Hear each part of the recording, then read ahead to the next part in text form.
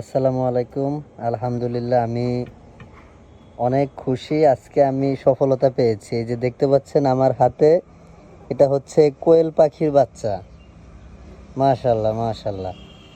আমি এই মুরগির ডিমের সাথে যে কোয়েল পাখির ডিম দিয়েছি কিছুদিন আগে, আমি এটা নিয়ে একটা ভিডিও দিয়েছিলাম যে আমি মুরগির ডিমের সাথে কোয়েল পাখির ডিম দিয়েছি এবং কবুতরের ডিমের সাথেও দিয়েছি। এখন দেখা যাক রেজাল্ট কি আসে। আলহামদুলিল্লাহ, আমার রেজাল্ট সম্পূর্ণভাবে ভালো এসেছে।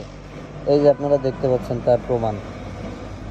এখন আরও কিছু ডিম রয়েছে, আশা করি এই 2-4 দিনের মধ্যে বাচ্চা বেরিয়ে আসবে, ডিম ফুটে।